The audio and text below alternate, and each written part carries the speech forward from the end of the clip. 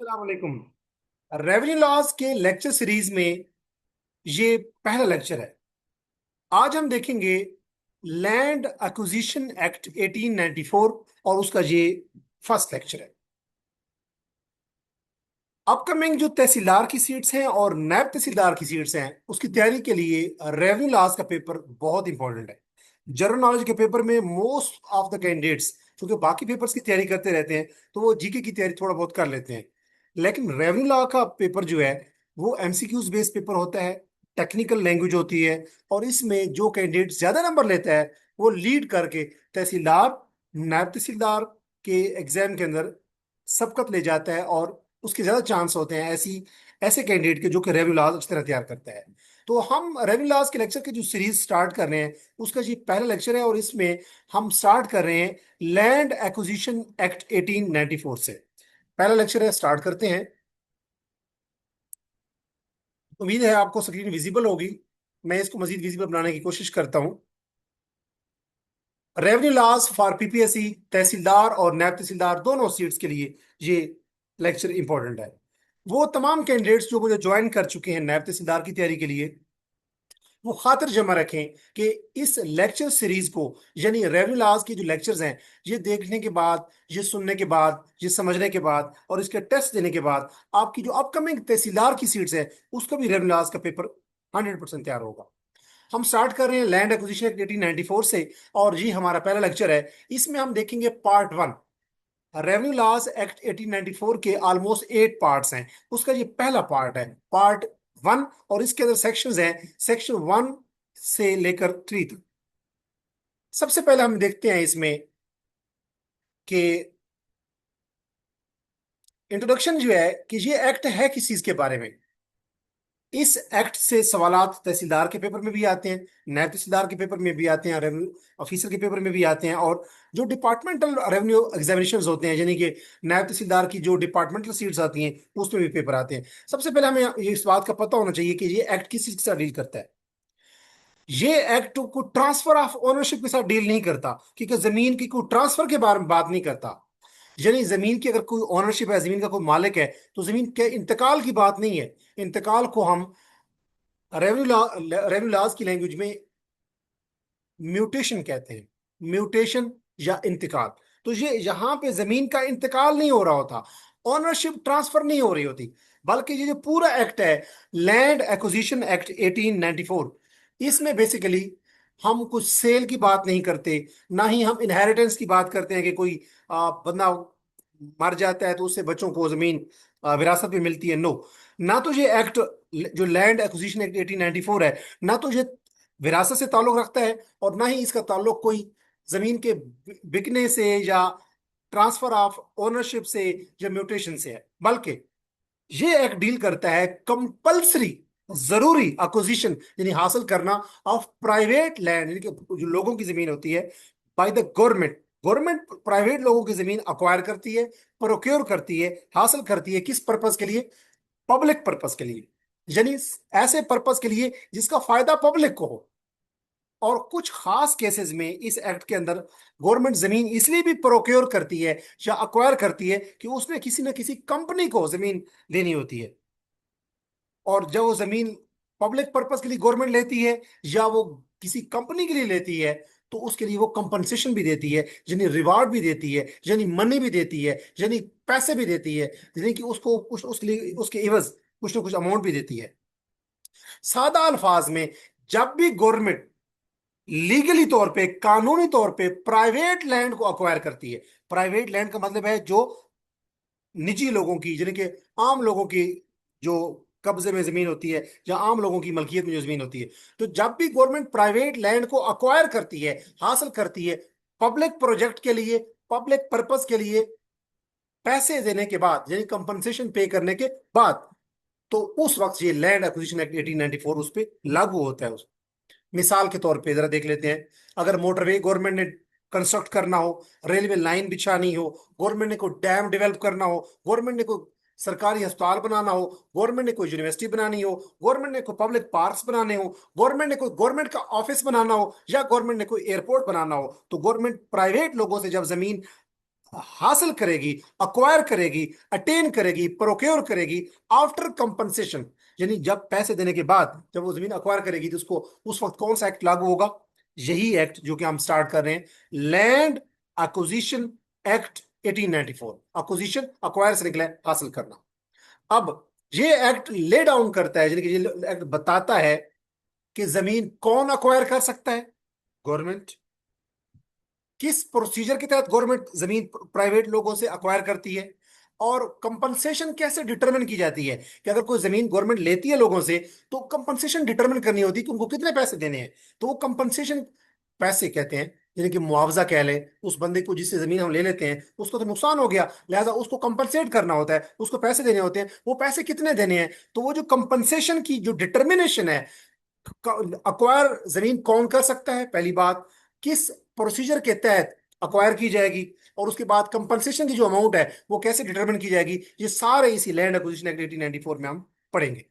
सबसे पहले हम देखते हैं कि ये जो land acquisition, L double A मैंने लिखा है जहां पे आप इख्तिसार में, ये है लैंड एक्विजिशन एक्ट 1894। ये एक्ट है, ये ऑर्डिनेंस नहीं है। इस एक्ट के ऑब्जेक्टिव्स क्या हैं? दो ऑब्जेक्टिव हैं। अच्छा, इस एक्ट को जब आप पढ़ेंगे, वैसे मैं आप लोगों के साथ इसका एक्ट शेयर करूंगा जो कि असेंबली से पास हुआ।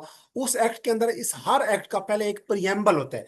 प्रियम्बल कहते हैं जैसे किताब का पेश लफ्ज होता है जिसको प्रीफेस कहते हैं, तो हर एक्ट का भी एक प्रियम्बल होता है, और प्रियम्बल में उस एक्ट का पर्पस बताया जाता है। जैसे लैंड एक्विजिशन एक्ट 1894 का पर्पस क्या है, ये एक्ट बनाया क्यों गया, तो इस एक्ट का जो प्रियम्बल है उसमें इसका पर्पस बयान किया गया है। और वो पर्पस क्या है? दो ऑब्जेक्टिव है, दो पर्पस हैं इस एक्ट के मुतारिफ करवाने के।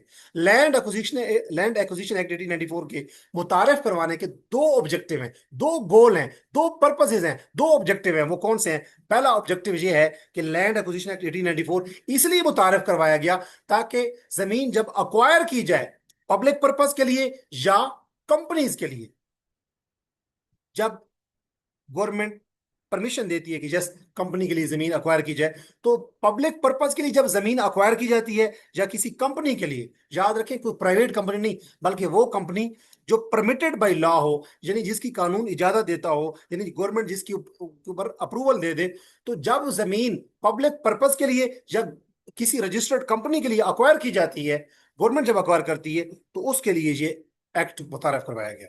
एक पर्पज ये है, और दूसरा ऑब्जेक्टिव ये है कि अब जमीन जब अक्वायर की गई लोगों से, तो अब लोगों को पैसे भी देने हैं उस जमीन के, ऐसे लोगों को महरूम तो नहीं कर देना। तो वो जो कंपनसेशन देनी है, जो मुआवजा देना है, उसकी डिटर्मिनेशन कि वो जमीन की मुआवजा कितना देना है, और वो किन लोगों को, किन पर्संस को पेएबल होगा। जिन लोगों की जमीन जिस ली जाती है, तो अब वो जमीन अगर किसी बंदे से ली जाती है तो वो किन किन लोगों को मुआवजा दिया जाएगा, ये भी इसी एक्ट का दूसरा पर्पस है, ऑब्जेक्टिव है। तो इस एक्ट के दो पर्पस कौन कौन से हो गए? दो मेजर ऑब्जेक्टिव क्या है?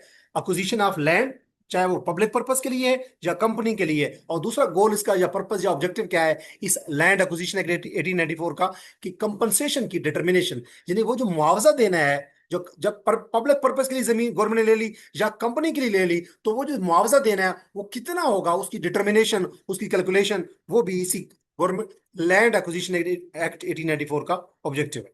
अब हम देखते हैं सेक्शन 1 है इसका।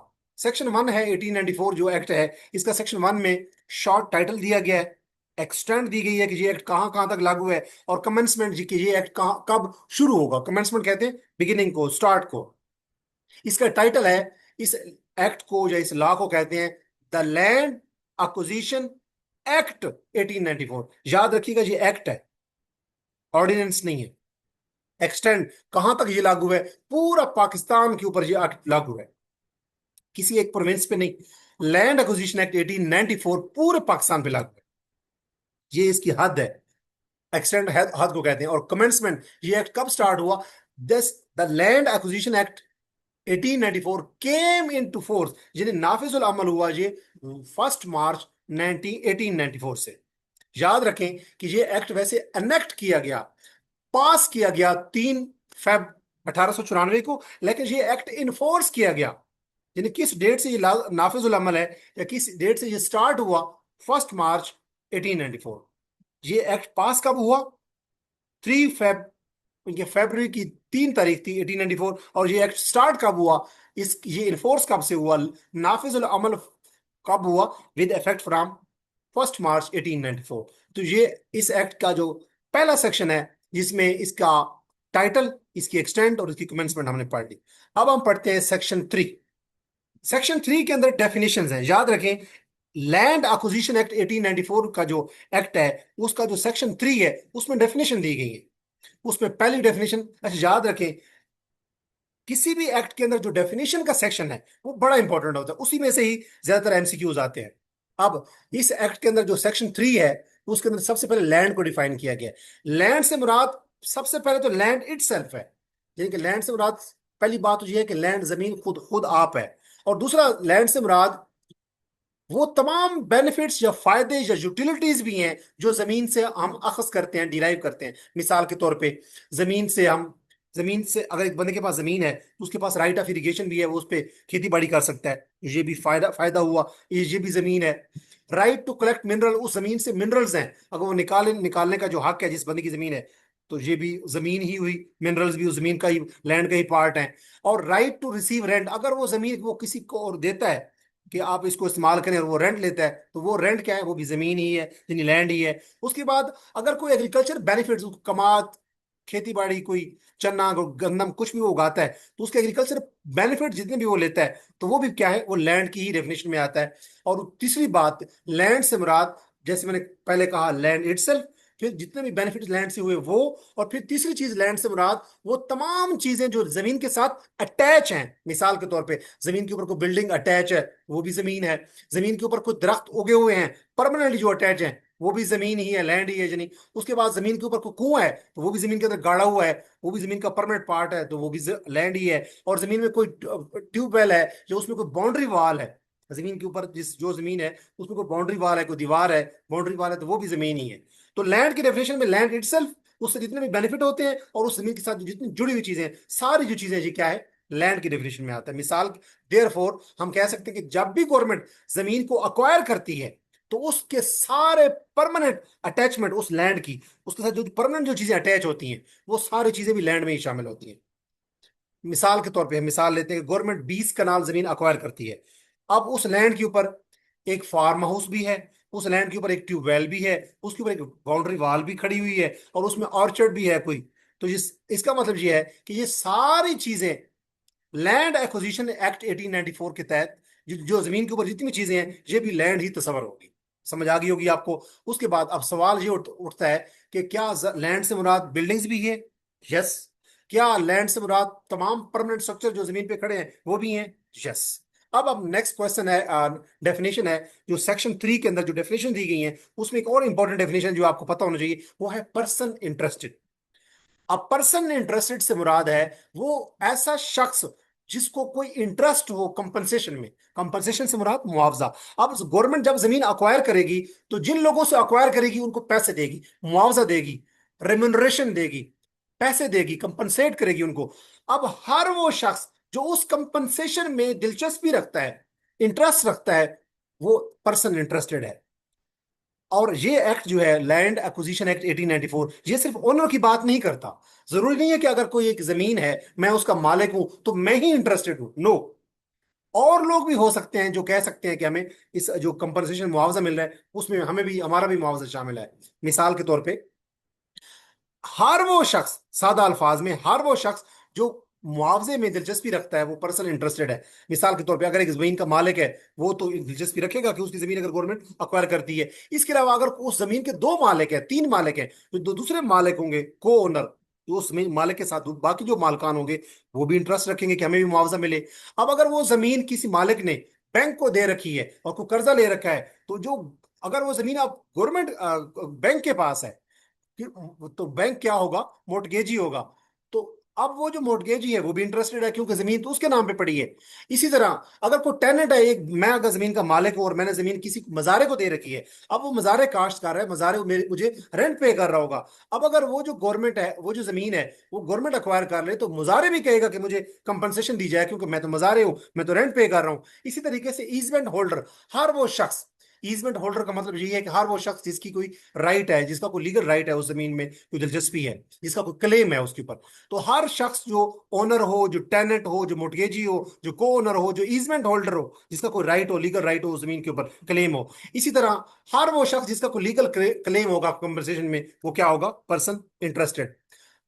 Even a person having an easement affecting land is treated as interested. ये भी हम देखते हैं मिसाल के तौर पे, प्रैक्टिकल एग्जांपल देखते हैं। एक ही जमीन है, एक एग्जांपल है कि एक बंदे की जमीन है, ए ओन्स अ लैंड, लैंड का मालिक कौन है? ए। बी जो है उसका लीगल राइट है उसमें से गुजरने का, यानी बी को ये राइट हासिल है कि वो उस, बी ने ये राइट ले रखा है, हक ले रखा है कि वो एक ही जमीन में से गुजरता है, उसने रास्ता बनाया हुआ है। अब अगर गवर्नमेंट जमीन अक्वायर करती है ए पार्टी की, तो उसमें से रास्ता किसका है? बी पार्टी का। लिहाजा बी पार्टी भी पर्सन इंटरेस्टेड होगी, तो बी पर्सन बी पार्टी भी क्या हो जाएगी?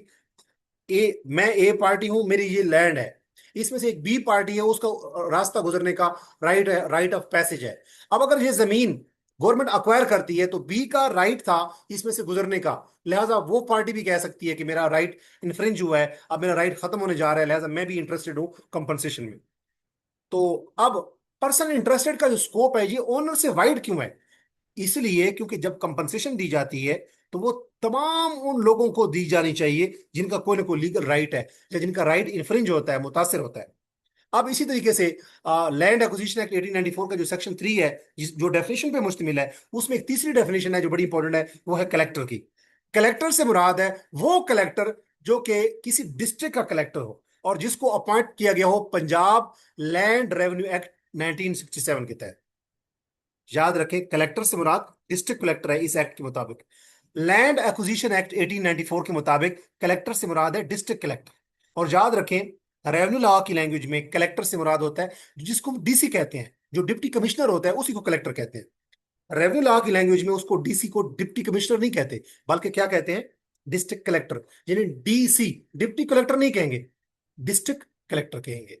तो आम अल्फाज में हम डीसी को, एक जिले का जो सबसे बड़ा सरबराह होता है उसको हम डीसी कहते हैं, यानी डिप्टी कमिश्नर। लेकिन रेवेन्यू लॉज की लैंग्वेज में हम क्या कहेंगे? District collector. तो कलेक्टर से मुराद इस एक्ट में क्या मुराद है?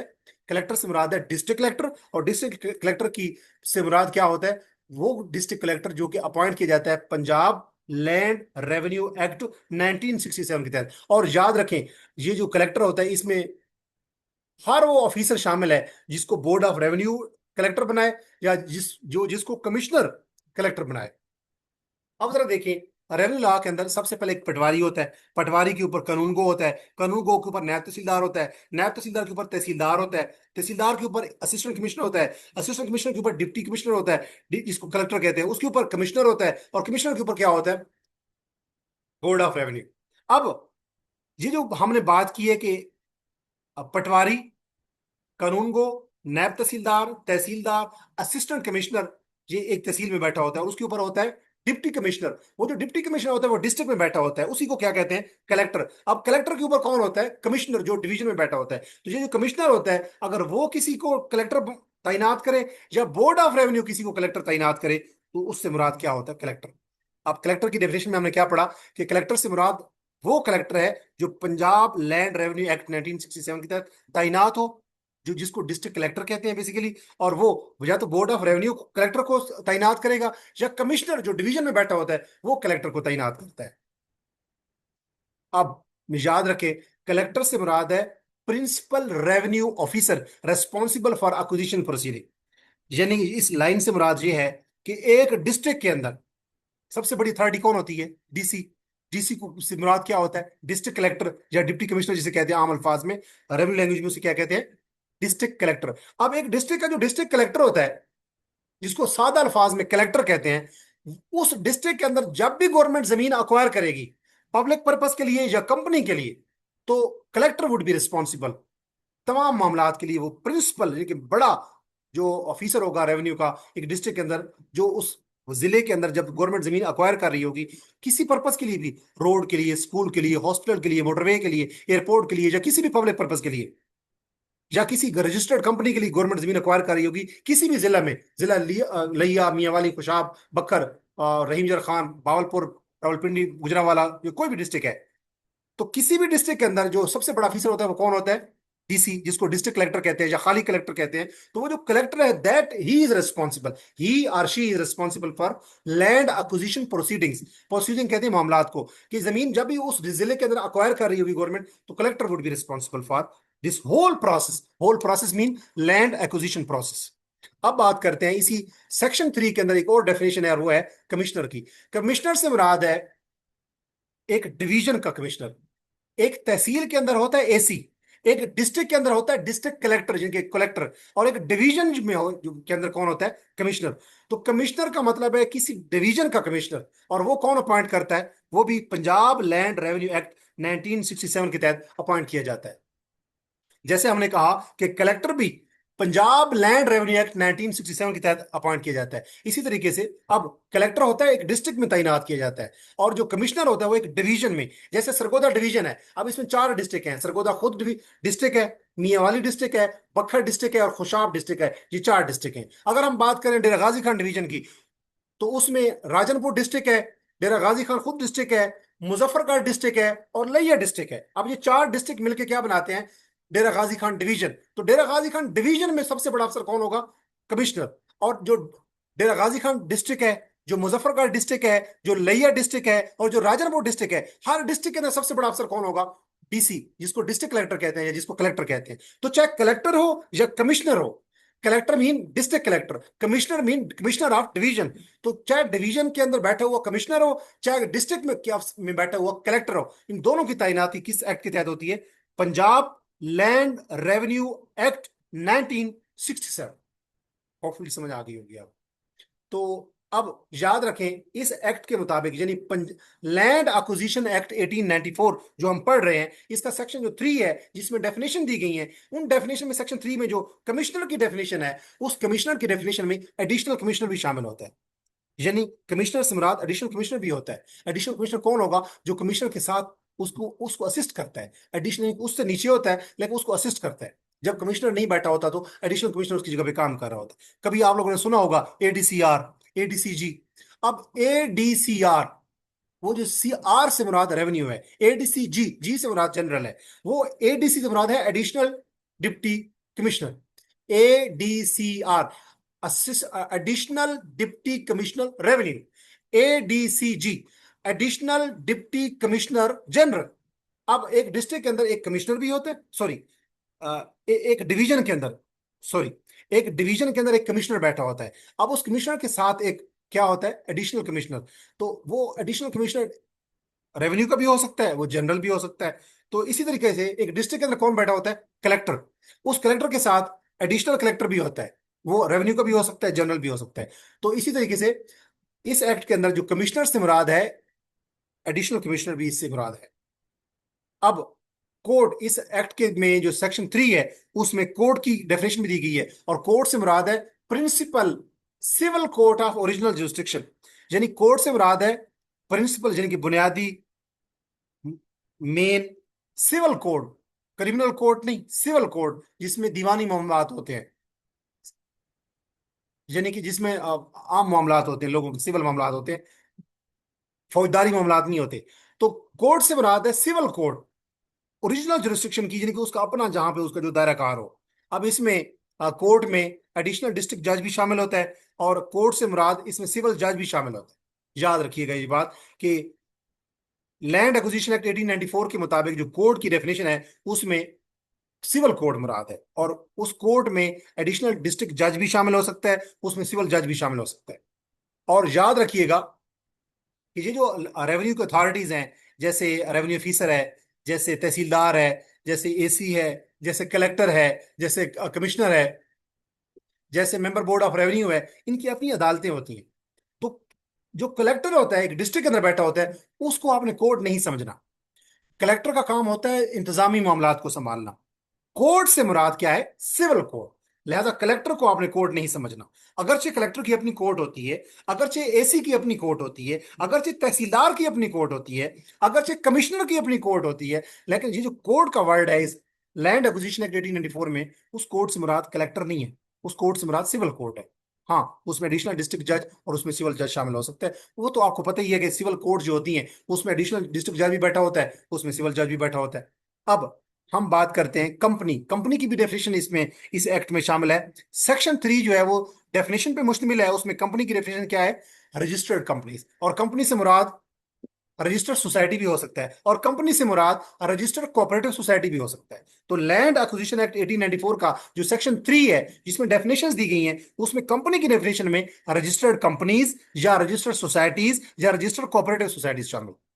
होपफुली समझ आ गई होगी। बहुत सारे कैंडिडेट समझते हैं कि कंपनी से मुराद प्राइवेट कंपनी है। No no no no no, कोई कमर्शियल या प्राइवेट कंपनी शामिल नहीं है। कंपनी से मुराद रजिस्टर्ड कंपनी या कोऑपरेटिव सोसाइटी की कंपनी, या सिंपली हम कह सकते हैं कंपनी से मुराद क्या है? रजिस्टर्ड कंपनी या रजिस्टर्ड सोसाइटी या रजिस्टर्ड कोऑपरेटिव सोसाइटी। अच्छा, अब हम बात करते हैं पब्लिक पर्पस। इस एक्ट में, लैंड एक्विजिशन एक्ट 1894 में, जो सेक्शन 3 है जो डेफिनेशन पे मुश्तमिल है, उसमें एक डेफिनेशन ये भी है पब्लिक पर्पस की। पब्लिक पर्पस से मुराद है एनी पर्पस जिसका फायदा पब्लिक को होता है। हर वो पर्पस जिसका फायदा पब्लिक को होता है, आम आवाम को होता है, जनरल मैसेज को होता है, उसको हम पब्लिक पर्पस कहते हैं। यानी पब्लिक पर्पस से मुराद है कि अगर एक गांव है, एक विलेज है, उसकी उस गांव के अंदर अगर कोई रोड बनाया जाता है, स्कूल बनाया जाता है, हॉस्पिटल बनाया जाता है, पब्लिक बिल्डिंग को खड़ी की जाती है, सरकारी बिल्डिंग यानी कि, या कोई इरिगेशन कनाल उसमें से नहर गुजारी जाती है, या उसमें पार्क बनाया जाता है, तो अब इन सारी चीजों का फायदा किन लोगों को होगा? उस विलेज के मकामी कम्युनिटी को होगा। तो एक विलेज के अंदर वो तमाम, एक विलेज के अंदर वो साइट्स प्रोवाइड करना, वो जगह का दिया जाना पब्लिक पर्पज के लिए, तो उसको हम क्या कहेंगे? Public purpose. तो एक गांव के अंदर अगर कोई स्कूल के लिए रकबा दिया जाए, एक गांव के अंदर अगर नहर के लिए कोई रकबा दिया जाए, एक गांव के रोड के लिए कोई रकबा दिया जाए, गवर्नमेंट अक्वायर करे, अगर एक गांव के अंदर कोई डिस्पेंसरी हो, गवर्नमेंट उसके लिए कोई जमीन अक्वायर करे, तो वो क्या है? पब्लिक पर्पज के लिए है। तो समझ आ गई होगी पब्लिक पर्पज की। इसी तरीके से person entitled to act, law के अंदर जरूरी नहीं है कि एक बंदा अपने लिए खुद बोल सके। अगर कोई बंदा माइनर है, यानी कि छोटा है, नाबालिग है, 18 साल से कम है, या एक बंदा इनसेन है, दिमागी तौर पे वो मफलूज है, या आप कह सकते हैं फातिरुल अकल है, तो अब वो अपनी जगह पे खुद नहीं काम कर सकता, उसकी जगह पे कोई गार्डियन काम करेगा, या उसकी जगह कोई मैनेजर काम करेगा, या उसकी जगह कोई ट्रस्टी काम करेगा, उनको हम क्या कहते हैं? वो पर्सन जो कि उसकी जगह पे इंटाइटल्ड टू एक्ट है। तो कभी कभी जो रियल ओनर होता है, जमीन का जो मालिक होता है, वो खुद अपीयर नहीं हो सकता कोर्ट के सामने या रेवेन्यू मामलात में, बल्कि वो लैंड एक्विजिशन एक्ट 1894 जो हम पढ़ रहे हैं, ये कुछ लोगों को, कुछ रिप्रेजेंटेटिव को इंटाइटल करता है कि आप इसकी जगह पे जमीन को देख सकते हैं रियल ओनर की जगह पे। मिसाल के तौर पे एक ट्रस्टी है, अगर कोई एक बंदा है, माइनर है, तो उसकी जगह कोई ट्रस्टी कह सकता है कि मैं इसके मामलात को देखूंगा, रियल ओनर को। एक मैरिड वुमेन है, इंग्लिश लॉ के मुताबिक एक मैरिड वुमेन जो है, वो अपनी जगह पे अपना राइट खुद एक्सरसाइज कर सकती है, या अपनी जगह पे किसी मैनेजर को तैनात कर सकती है, किसी वकील को तैनात कर सकती है। गार्डियन, अगर कोई माइनर है, छोटी उम्र का बच्चा है, बालिग नहीं है, नाबालिग है, तो वो अपनी जगह पे सरफराज किसी को मुकर्रर कर सकता है, यानी कि लैंड एक्विजिशन एक्ट 1894 बेसिकली उस जगह किसी गार्डियन को मुकर्रर कर लेता है। और इसी तरीके से अगर कोई एक बंदा है जो अनसाउंड माइंड का है, फातिरुल अकल है, तो उसकी जगह पे कोई मैनेजर या कोई कमेटी तैनात की जाती है, और वो कौन करता है? लैंड एक्विजिशन एक्ट 1894 ही करता है।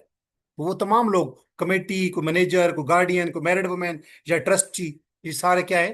लैंड एक्विजिशन एक्ट 1894 के मुताबिक ये क्या है? पर्सन्स इंटाइटल्ड टू एक्ट, यानी कि ये माइनर या अनसाउंड माइंड या इनसेन पर्सन की जगह पे ये इंटाइटल्ड है।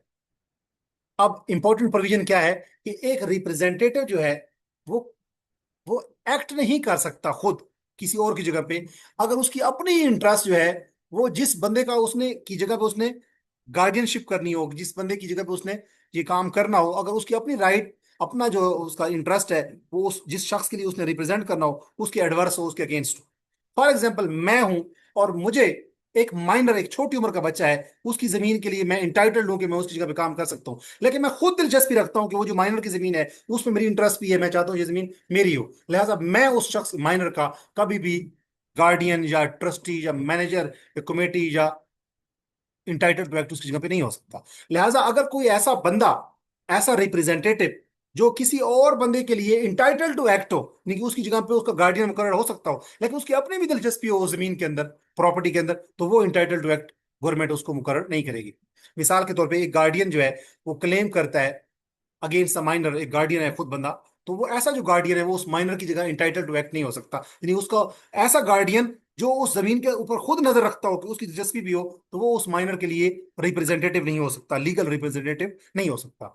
अब अगर ऐसा कोई हालात हो, तो कलेक्टर यानी डिस्ट्रिक्ट कलेक्टर जिसको डीसी कहते हैं, या जो कोर्ट है, जो सिविल कोर्ट कोई भी हो सकती है, वो गार्डियन मुकर्रर कर देगी कि उस माइनर का, नाबालिग बच्चे का गार्डियन कौन होगा। अब नेक्स्ट फ्रेंड की एक डेफिनेशन है कि जब एक शख्स खुद नहीं अपीयर हो सकता रेवेन्यू मामलात में कोर्ट के सामने, तो वो अपने किसी नेक्स्ट फ्रेंड के थ्रू कह सकता है कि मेरा मेरा नेक्स्ट फ्रेंड जो है ये मेरी जगह पे मेरे मामलात में अपीयर होगा। अगर कोई भी अपीयर नहीं होता, एक बंदा है उसके राइट्स की जगह पे, उसके लिए कोई भी अपीयर नहीं है कोर्ट के अंदर, यानी एसी की कोर्ट में, तहसीलदार की कोर्ट में, कलेक्टर की कोर्ट में, कमिश्नर की कोर्ट में, बोर्ड ऑफ रेवेन्यू की कोर्ट में, अगर कोई बंदा भी एक बंदे की जमीन की जगह पे कोई नहीं अपीयर होता उसके, उस बंदे के बिहाफ पे, चाहे वो माइनर है चाहे वो इनसेन पर्सन है, तो उसकी जगह पे फिर कलेक्टर क्या करता है, या जो कोर्ट है वो खुद कोई क्या करती है, गार्डियन मुकर्रर करती है। हर रिप्रेजेंटेटिव कंपनसेशन रिसीव नहीं कर सकता। याद रखिएगा, कंपनसेशन से मुराद है कि जब गवर्नमेंट जमीन अक्वायर करती है तो कुछ ना कुछ पैसे देती है, और वो पैसे किसको दिए जाने चाहिए? वो या तो उस माइनर को दिए जाने चाहिए जो छोटा बच्चा है, जो जो इनसेन है, जो फातरुल अकल है। अब जो इनसेन है या जो माइनर है उसको पैसे कोर्ट नहीं देती, बल्कि उसकी जगह पे इंटाइटल टू एक्ट कोई और रिप्रेजेंटेटिव या गार्डियन है वो मुकर्रर किया जाता है। लेकिन हर रिप्रेजेंटेटिव पैसे नहीं ले सकता। क्यों? वो पैसे उस वक्त ले सकता है जब वो लीगली कॉम्पिटेंट हो कि वो जमीन को ट्रांसफर भी कर सकता हो और वो जमीन को खाली भी कर सकता हो। यानी कि अगर मैं हूं, मैं एक माइनर की जगह पे मैं कह दूं कि मैं रिप्रेजेंटेटिव हूं, लेकिन मेरे पास ये लीगली राइट ही नहीं है कि मैं उसकी जमीन को ट्रांसफर कर सकूं, उस माइनर की, या उस जमीन को खाली कर सकूं जब गवर्नमेंट कहे कि इसको खाली करें। तो जब मेरे पास ये लीगल राइट ही नहीं है, तो फिर मैं कंपनसेशन नहीं हासिल कर सकता, क्योंकि मैं कंपिटेंट ही नहीं हूं, बेसिकली लीगली कंपिटेंट नहीं हूं कि उस जमीन को डिस्चार्ज कर सकूं या एलिनेट कर सकूं या उस जमीन को ट्रांसफर कर सकूं।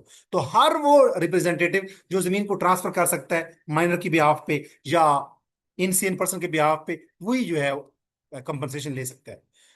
अब इस लेक्चर को रिवाइज कर लेते हैं। सेक्शन 1 किसी में डील करता है शॉर्ट टाइटल, जिसका नाम क्या था, the land acquisition act 1894। Section 1 के अंदर एक्सटेंड क्या था, ये पूरे पाकिस्तान के ऊपर लागू है। और कमेंसमेंट क्या है, ये एक्ट पास कब किया गया, एनेक्ट कब किया गया, 3 फरवरी 1894। और ये एक्ट स्टार्ट कब हुआ या इन्फोर्स कब हुआ, 1 मार्च 1894 को। ये सेक्शन 1 में तीन चीजें शामिल हैं, टाइटल, एक्सटेंट और कमेंसमेंट।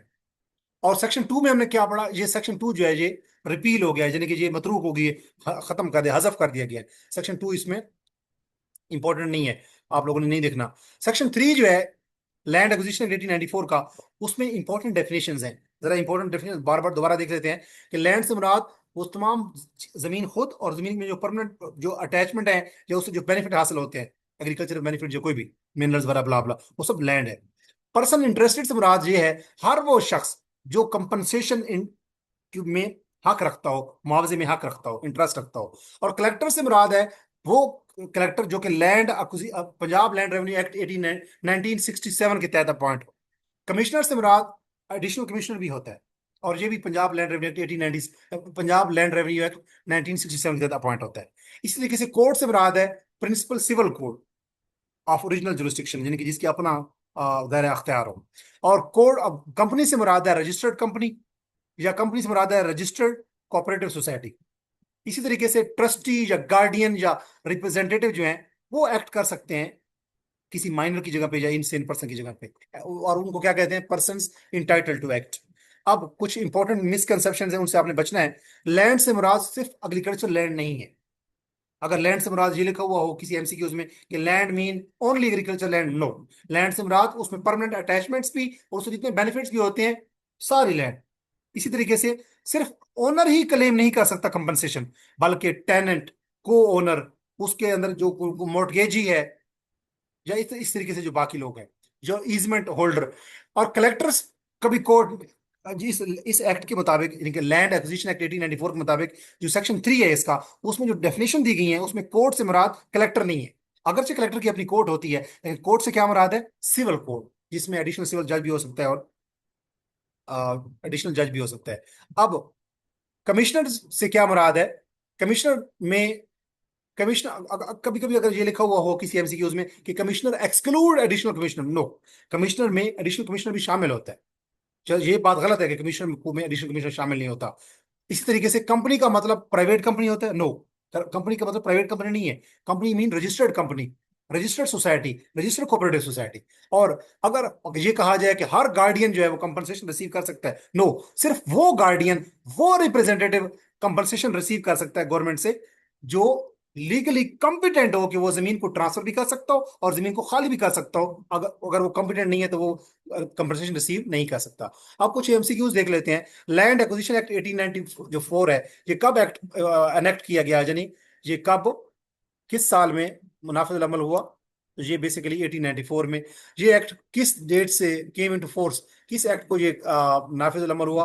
1 मार्च 1894। ये एक्ट किस इसका जो एक्सटेंट है वो क्या है? वो बेसिकली है होल ऑफ पाकिस्तान, यानी कि पूरा पाकिस्तान।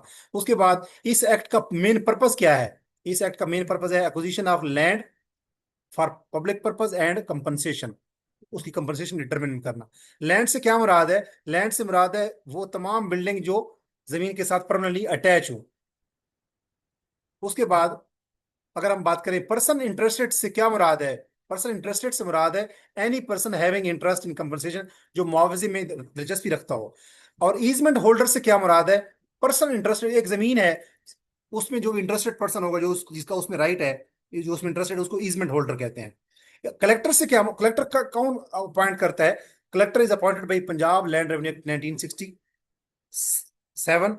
और कमिश्नर में कौन शामिल होता है? कमिश्नर में एडिशनल कमिश्नर भी शामिल होता है। ये हमने इसके सेक्शन 3 के अंदर जो कमिश्नर की डेफिनेशन पढ़ी है उसमें एडिशनल कमिश्नर भी शामिल होता है। कोर्ट से क्या मुराद है? Civil court of original jurisdiction. उसके बाद अगर हम देखें कंपनी से क्या मुराद है, बेसिकली कंपनी से मुराद है रजिस्टर्ड सोसाइटीज, इसमें जो ऑप्शन दिए गए हैं। उसके बाद पब्लिक पर्पस से क्या मुराद है?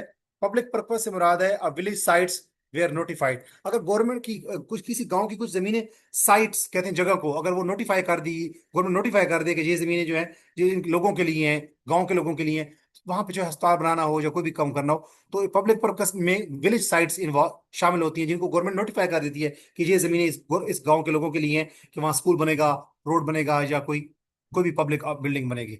इसी तरह ट्रस्टीज में एक्ट फॉर, ट्रस्टीज बेनिफिशरीज के लिए काम कर सकते हैं। अब बेनिफिशरी से मुराद ये है, एक माइनर है, छोटा बच्चा है, नाबालिग है, या एक बच्चा है जो इनसाउंड माइंड है या अनसाउंड है, तो वो फातरुल अकल है, तो उसकी वो बेनिफिशियरी है, उसकी उसकी जमीन बेसिकली, जमीन वो मालिक वो है। अब वो खुद मामलात को नहीं देख सकता, कोर्ट के मामलात को, तो ट्रस्टी उसकी जगह पे क्या काम करेगा? उस बेनिफिशियरी की जगह पे काम करेगा, यानी कि माइनर या अनसाउंड पर्सन की जगह पे। गार्डियन क्या रिप्रेजेंट कर सकता है? गार्डियन में रिप्रेजेंट माइनर, एक माइनर को गार्डियन रिप्रेजेंट कर सकता है if representative interest is adverse. अगर मैं रिप्रेजेंटेटिव हूं और मेरी जो इंटरेस्ट है, वो जिस बंदे का मैं रिप्रेजेंटेटिव बन रहा हूं, मेरी इंटरेस्ट या दिलचस्पी उससे मुखालफत में है, तो फिर क्या होगा? ही, वो जो ऐसा जो बंदा होगा, he can not represent the person interested, तो ऐसा शख्स जो है वो उस माइनर को या अनसन पर्सन को रिप्रेजेंटेटिव नहीं बन सकता। Next friend appears when a person can not personally या can not properly appear on their own behalf. अगर एक शख्स जो है वो अपने बिहाफ पे खुद अपीयर नहीं हो सकता, तो उसकी जगह पे फिर कौन अपीयर होगा? Next friend. इसी तरीके से compensation can be received by representative only. अगर मुआवजा जो है, गवर्नमेंट जब जमीन अक्वायर करेगी तो मुआवजा देगी। अब एक कंपनसेशन सिर्फ रिप्रेजेंटेटिव तब अक्वायर कर सकता है जब क्या हो? When he is legally competent to transfer land and give a valid discharge. Valid discharge का मतलब ये कि जब वो जमीन को ट्रांसफर भी कर सकता हो और उसके पास कोई परमानेंट कोई लीगल डीड हो, तो वो दे कि जस्ट अब मैं जमीन खाली कर रहा हूं। इसी तरीके से which section contains definition? Land acquisition act 1894 का जो सेक्शन 3 है उसमें क्या है? बेसिकली डेफिनेशंस दी हुई हैं। और सेकंड लास्ट एमसीक्यूज है कि land acquisition act mainly deals with, ये किसी के साथ डील करता है? बेसिकली ये डील करता है compulsory acquisition of land with compensation.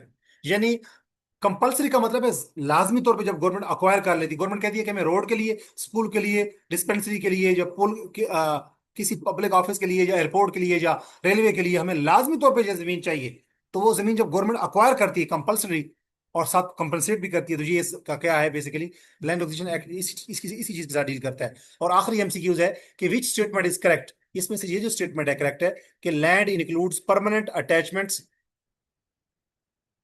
Attach to the earth. और तहसीलदार ने, तहसीलदार के जो जितने भी एस्पिरेंट्स है जो मेरा ये लेक्चर देख रहे हैं, सेक्शन 3 के बारे में याद रखना है। Section 3 deals with definitions. मैं इसको डी को कैपिटल कर देता हूँ, ये आपने ध्यान में रख लें। ये हमारा आज का लेक्चर था। मैं उम्मीद करता हूँ कि आपको जो इंपॉर्टेंट इंपॉर्टेंट चीजें हैं वो आपने देख ली हैं। ये मेरा नायब तहसीलदार और तहसीलदार की प्रिपरेशन के लिए जो रेवेन्यू लॉस का और जीके का जो सेशन है वो उसको स्टार्ट हुए 1 हफ्ता हो चुका है। अगर आप इसमें इंटरेस्टेड है, ये 2 मंथ का सेशन है जिसमें रेवेन्यू लॉस के लेक्चर भी हैं। आज जो लेक्चर मैंने डिलीवर किया है इसका टेस्ट कल होगा, और वो ऑनलाइन टेस्ट होगा, एमसीक्यूज बेस्ड टेस्ट होगा, यानी कि गूगल फॉर्म बेस्ड टेस्ट होगा। एक दिन जीके का टेस्ट होगा, अगले दिन रेव्यू लास्ट का टेस्ट होगा। अब कल चूंकि रेव्यू लास्ट का टेस्ट है तो कल जीके का टेस्ट नहीं होगा, नेक्स्ट डे क्या होगा, जीके का टेस्ट होगा। तो ये जो मेरा 2 मंथ का सेशन है इसमें मैं मटेरियल शेयर करूंगा, रेव्यू लास्ट के लेक्चर होंगे, एक दिन रेव्यू लास्ट का टेस्ट होगा, अगले दिन जीके का टेस्ट होगा। जो चीजें मैं पढ़ाता हूँ उसका साथ सॉफ्ट मटेरियल भी शेयर करूंगा। जो टेस्ट होगा उसके लिंक्स भी व्हाट्सएप कम्युनिटी में शामिल होंगे, मैं शेयर करूंगा। और रेव्यू लास्ट के लेक्चर के साथ साथ जीके का मटेरियल प्रोवाइड करूंगा, और जीके के टेस्ट भी होते हैं अल्टरनेटिव पे। अब ऑनवर्ड, आज से ऑनवर्ड, यानी कि आज तारीख है 26 जुलाई, 26 जुलाई के बाद जो 27 जुलाई है, 27 जुलाई से ऑनवर्ड एक दिन जीके का टेस्ट होगा और अगले दिन रेवेन्यू लॉस का टेस्ट होगा। हमने रेवेन्यू लॉस स्टार्ट किए हैं लैंड एक्विजिशन एक्ट 1894 से। मैं उम्मीद करता हूं कि लैंड एक्विजिशन एक्ट 1894 का जो पहला लेक्चर होगा इसमें जो इंपॉर्टेंट डेफिनेशंस थी, जो इंपॉर्टेंट सेक्शंस थे, खासतौर पे सेक्शन 3, वो आपको समझ आ गया होगा। इस लैंड एक्विजिशन एक्ट 1894 का जो मेन ऑब्जेक्टिव्स हैं वो आपको समझ आ गए होंगे। मैं अपने आने वाले लेक्चर में लैंड एक्विजिशन एक्ट 1894 का सेक्शन 4 और इससे आने वाले जो सेक्शंस हैं वो डिस्कस करूंगा। अगर आप इस सेशन में इंटरेस्टेड हैं, जो नायब तहसीलदार और तहसीलदार की अपकमिंग सीट्स के लिए मैं स्टार्ट में कर चुका हूं, इसके 2 मंथ की टोटल फीस 6,000 है। लेकिन अगर आप फर्स्ट 50 जो कैंडिडेट्स हैं उनके लिए फी मैंने हाफ रखी हुई है 3,000। यानी ये 2 मंथ का जो सेशन है इसकी टोटल फीस 6,000 है, लेकिन जो अर्ली 50 वर्ड्स हैं उसके लिए, उनके लिए मैंने फी रखी हुई है 50% ऑफ, यानी हाफ फी रखी हुई है ओनली 3,000। अब 30 to 35 कैंडिडेट्स, आज के दिन तक 34 कैंडिडेट्स इस सेशन को ज्वाइन कर चुके हैं। अभी मेरे पास 16 सीट्स और भी वैकेंट पड़ी हैं। अगर आप 50% डिस्काउंट को, ऑफर को अवेल करना चाहते हैं, तो जस्ट 3,000 पे करने के साथ आप रेवेन्यू लॉस की तैयारी कर सकते हैं A to Z। इसमें रेवेन्यू लॉस के लेक्चर भी हैं, मटेरियल भी प्रोवाइड किया जाएगा, असाइनमेंट्स भी दी जाएंगी, टेस्ट भी कंडक्ट किए जाएंगे, और इसी तरीके से जीके का मटेरियल भी प्रोवाइड किया जाएगा, असाइनमेंट्स भी दी जाएंगी और टेस्ट भी कंडक्ट किए जाएंगे। इन 2 मंथ के सेशन में आपकी जीके की तैयारी और रेवेन्यू लॉस की तैयारी A to Z मैं करवाऊंगा इंशाल्लाह। अगर आप इस सेशन में इंटरेस्टेड है तो आप मुझसे रब्ता करने के लिए व्हाट्सएप नंबर जो मेरा है वो यहाँ मेंशन है, 03326896 568, इस पर रब्ता करें। और अपना नेम, अपनी क्वालिफिकेशन, अगर कोई आप जॉब कर रहे हैं या आपको कोई प्रोफेशन से आपको वाबस्ता है तो अपने नेम ऑफ प्रोफेशन या जॉब वो मेंशन करें, अपना नेम मेंशन करें, अपनी क्वालिफिकेशन मेंशन करें और अपना सिटी मेंशन करके इस व्हाट्सएप नंबर 03326896 568 पे मैसेज करें, ताकि मैं आपको नायब तहसीलदार के इस सेशन में एनरोल कर सकूं। इसके साथ साथ मेरा एक सेशन चल रहा है जो 3 मंथ का सेशन है। पीपीएससी के जितने भी पेपर होते हैं, वन पेपर जिसमें 100 मार्क्स के एमसीक्यूज होते हैं, उन पेपर की तैयारी के लिए मेरा 3 मंथ का एक सेशन स्टार्ट है, जिसमें डेली आपको असाइनमेंट मिलती है, अगले दिन आपका टेस्ट होता है, अगले दिन फिर आपको असाइनमेंट मिलती है, उससे अगले दिन आपको फिर टेस्ट होता है। तो वो 3 मंथ का सेशन है जिसकी टोटल फीस कितनी है, 3,000। आप उसको भी अवेल करना चाहें तो इसी व्हाट्सएप नंबर पे 03326896 568 पे रब्ता करके उस सेशन को भी ज्वाइन कर सकते हैं। अपना ख्याल रखें, मिलते हैं नेक्स्ट लेक्चर में जिसमें लैंड एक्विजिशन एक्ट 1894 के सेक्शन 4 से हम ऑनवर्ड चलेंगे। अपना ख्याल रखिएगा, और उन लोगों का जो आपसे जुड़े हुए हैं। कल इस जो आज मैंने पढ़ा है इसमें से आपका टेस्ट होगा। इस जो आज चीजें मैंने डिस्कस की हैं इसके इंपॉर्टेंट एमसीक्यूज भी मैंने आपसे डिस्कस कर लिए, इंपॉर्टेंट सेक्शन और इंपॉर्टेंट डेफिनेशन भी डिस्कस कर ली, इस एक्ट के पर्पस भी हम डिस्कस कर लिए। और मिलते हैं नेक्स्ट लेक्चर में। अपना ख्याल रखिएगा और उन लोगों का भी जो आपसे जुड़े हुए हैं। अस्सलाम वालेकुम। और अगर आप मेरे चैनल के ऊपर न्यू हैं तो मेरे इस channel English with Ajmal Khan को सब्सक्राइब करें, ताकि इस किस्म की वीडियोस आप तक बर वक्त पहुंचते रहें। अस्सलाम वालेकुम।